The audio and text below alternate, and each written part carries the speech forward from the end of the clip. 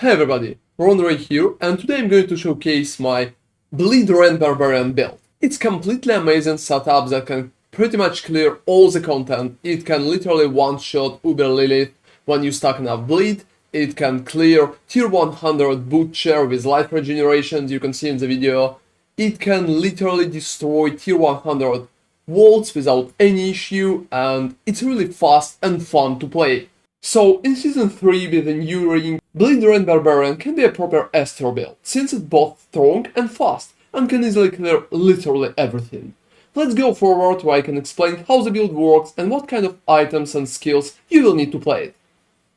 So, talking about how our build works. We are stacking bleed with Rend attacks.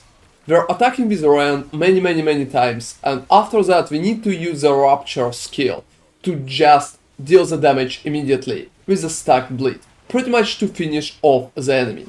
So we have like 2 stacks of Rupture. First stack is needed so we can use it at the start of the fight.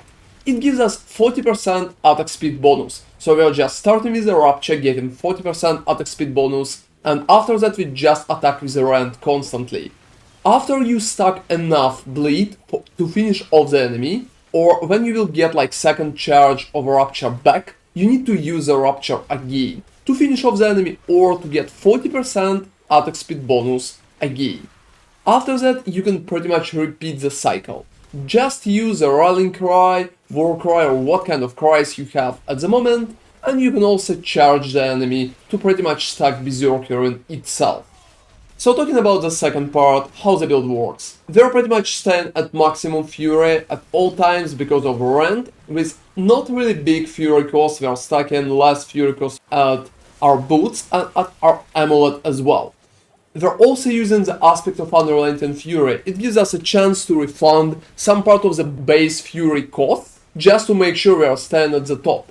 Since we are lowering the fury cost of the Rend, refunding some part of the base cost could help us really heavily. We are also using some bonus from Rend itself to grant 4 fury per enemy hit, so when we are hitting like big packs, we can get some fury back there. It really stacks pretty good with Magnum Opus Sword, which is really nice. It gives us bonuses per every point of fury that we have. Since we are always staying on top, stacking maximum fury to like 200 gives us a lot of bonus damage. Together, the 2 techniques pretty much lead us to really huge amount of damage stacking at all times. There are also one additional technique in Season 3 that can pretty much help you to always be at maximum fury. Usually we would use one basic attack instead of the second shout, such as Flay for example, to just get basic fury at the start of the fight. But currently we don't even need that, so if you're trying the build like in Season 4 or later, try to get basic attack in to make sure that you have fury, but if you're playing it in Season 3, you can use your little friend, the Seneschal construct, with Tempest and Resource support. It will give you a lot of additional fury like constant bonuses, especially if you will add Swift support as well. It helps heavily, and that way you always will be at maximum fury no matter what is happening. It really will stack greatly with the sword, with the Rend itself, and should be a pretty important part of the build. So if it's possible and if you're playing in Season 3, try to use Tempest together with Swift support and Resource support, just to make sure the fury is always on top. And the last but not the least is pretty much new unique ring, Ring of the Ravenous. It's really amazing ring that gives you additional Rend duration. Additional Rend duration means just more damage from Rend itself. Since you are going to use a Rupture anyway to pretty much finish enemy off when you stack enough bleeding, additional Rend duration just means more damage by itself. It also gives you an amazing bonus which help you to apply Rend bleed with brawling skills such as charge for example. Since we are spamming charge non-stop at most situations, just running around and hitting enemies with it, it stacks pretty well with Rend itself. So right now the ring is completely mandatory for the build, and try to get it as fast as possible since all the bonuses on the ring itself works completely amazing. Let's focus on uniques first. The most important unique is Ramaladni's Magnum Opus. That's a pretty important sword that can pretty much stack with our whole ability kit. It drops from Lord Grigor and Lord Zir as well. I recommend to farm those bosses to get the sword as fast as possible. After that comes the Ring of the Ravenous, the new unique ring. That one drops from the beast in ice, and it will require you some price to get it.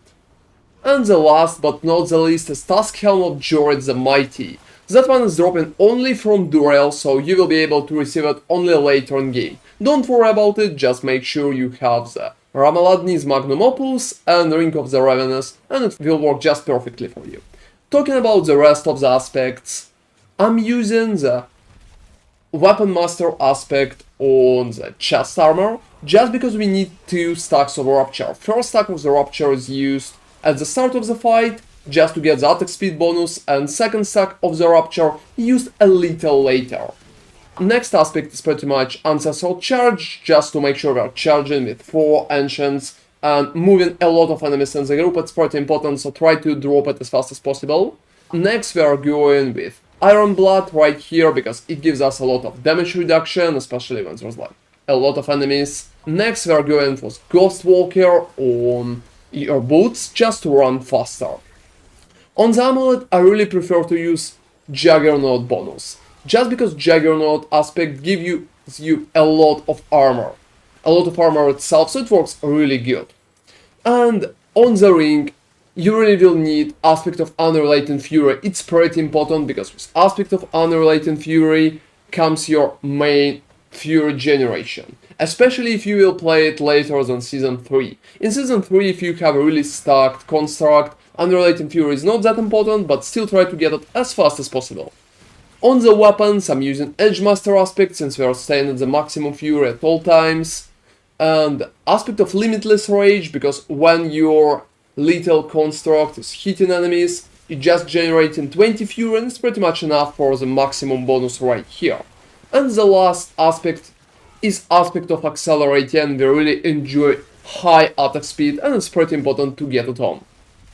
So talking about what to roll on items. At the weapons, we're just aiming for all stats, STR, Vulnerable and Damage while Berserkering. Vulnerable and Damage while Berserkering stacks pretty good with our Paragon bonuses, and all stats and STR gives us a lot of pure damage itself.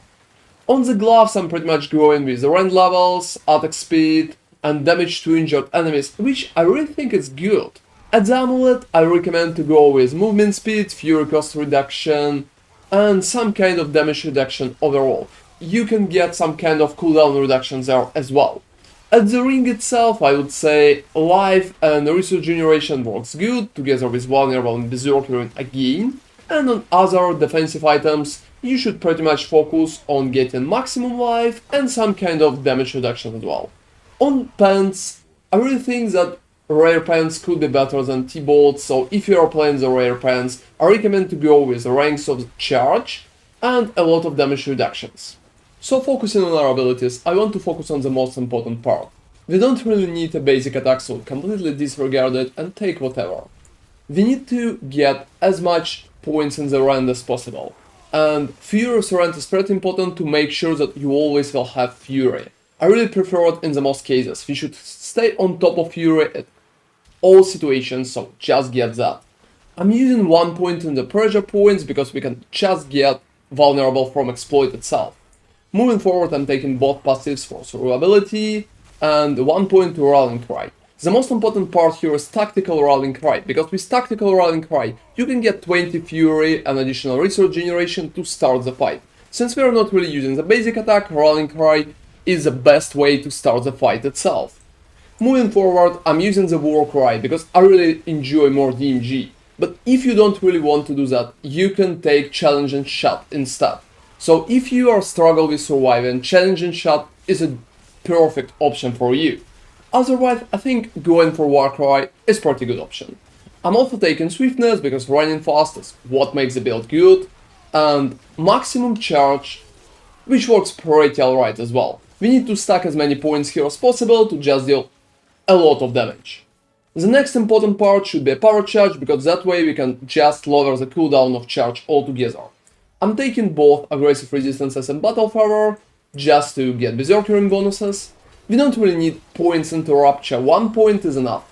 We just need to use it twice, once for that bonus for like attack speed bonus, and second time to finish the enemy off.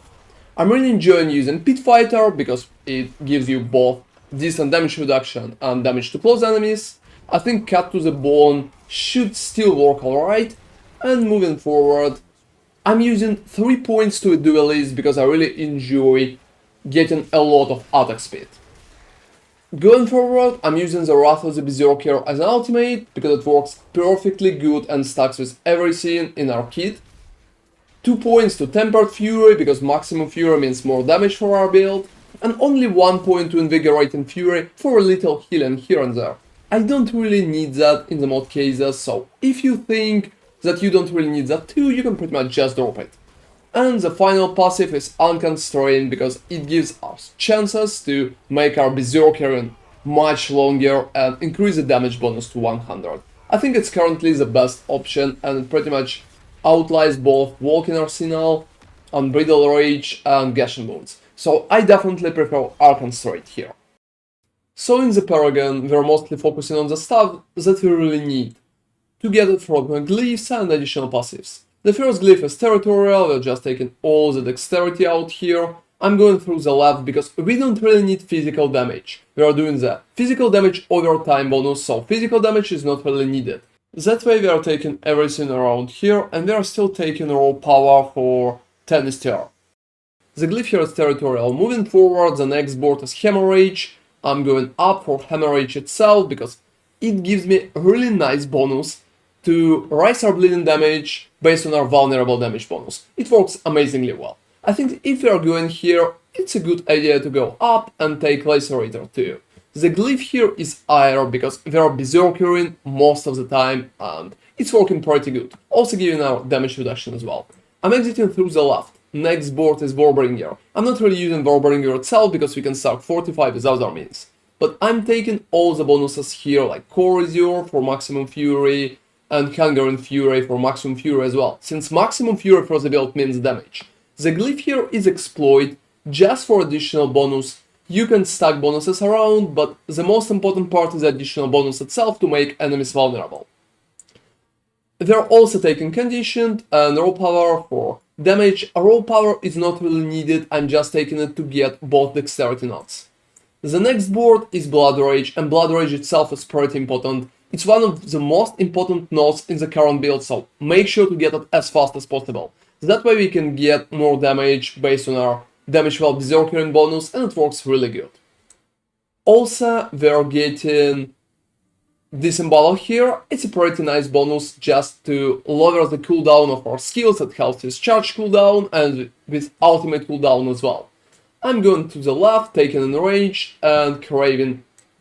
The next board should be Carnage. I really like the Carnage itself because we can stack a lot of attack speed bonuses and we are still doing critical strikes here and there with our high attack speed. The glyph here is Ambidextrous, just to get damage while Berserkering bonus and damage reduction from close enemies, both two bonuses like really good. I'm also going down here just for Enrage because damage while Berserkering is a pretty important bonus. We are stacking it for Blood Rage bonuses. So that's pretty much it, we don't need anything else, just go down there, stack Enrage and that's it.